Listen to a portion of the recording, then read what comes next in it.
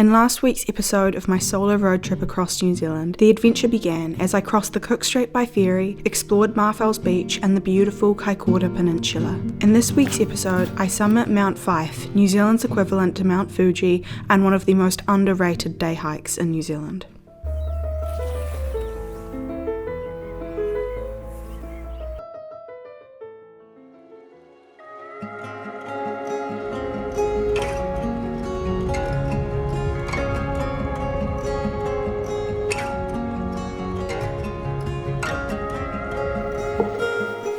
Everyone has heard of the best day hikes in New Zealand, Roy's Peak, Ben Lomond, and a bunch of others as well, but it's mainly those two, mainly Roy's Peak actually. However, I personally believe that Mount Fyffe is actually the best day hike in the country. So I am at the Mount Fyffe car park. It says 8 hours, which means 4 to 6 probably return. 4-wheel drive track, so nice easy walking, but there's snow on the top, so wearing hiking boots for that, just in case, because snow equals dangerous sometimes. And yeah, let's go walking.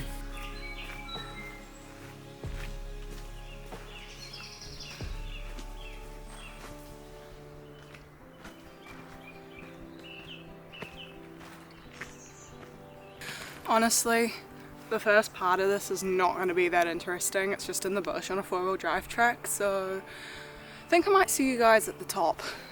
Standing at 1,602 metres, nestled in between the Kaikoura Ranges and the Pacific Ocean, it is a hike like no other. Up there is where we are going. Long way to go yet. The track begins in New Zealand bush before ascending to subalpine terrain. I can understand why this hike isn't as popular, as it is a bit longer and a lot more challenging compared to Roy's Peak and Ben Lomond. I only saw a couple of other people whilst I was doing it, and after Mount Fyffe Hut I saw no one, which kind of makes sense because there was a lot more snow up there than I thought there was going to be.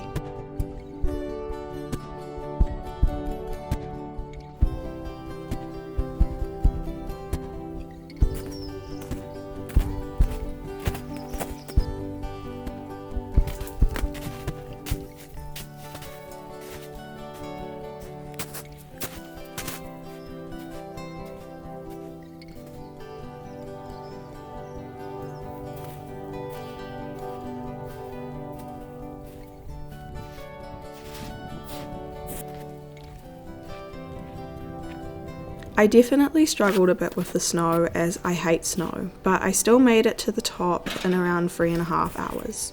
Now, no cinematic video is complete without some epic drone shots, so I guess we should show some epic drone shots.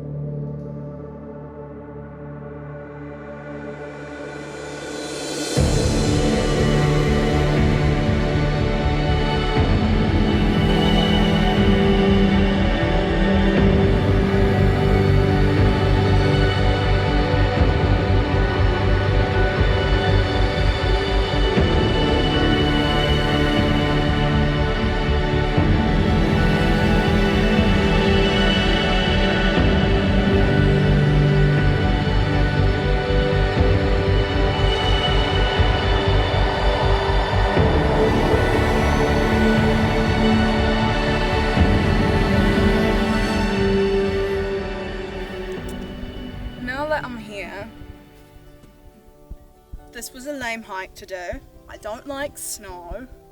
The view is superb, 360 degrees, better than Ben Lomond or what's the one in Monaco? Roy's Peak, by a nautical mile. However, I'm just hungry. I didn't pack enough food because I never ever bring enough snacks when I go hiking because I always rely on other people's snacks when I go hiking for some reason, which is just stupid. But it's a nice view, it's a nice day. Worthwhile, takes too long. It's crazy to look in one direction and see snow-capped mountains, and then look in the other and see nothing but the expanse of the Pacific Ocean. It is definitely a view like no other. I had some lunch at the summit and enjoyed the view before starting my journey back down. I had a bit of fun in the snow, which had definitely melted a bit during the day. I think I was mainly disappointed I didn't have skis or a sled, but I also feel like I would have ended up killing myself if I had either of those things.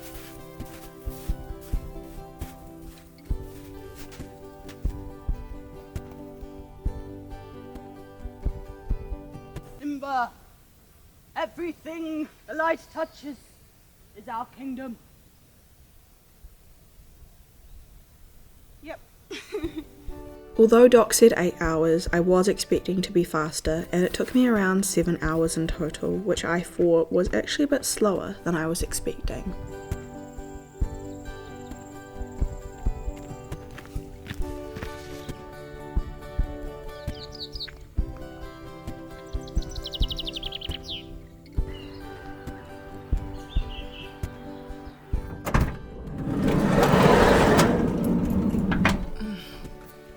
I'm back.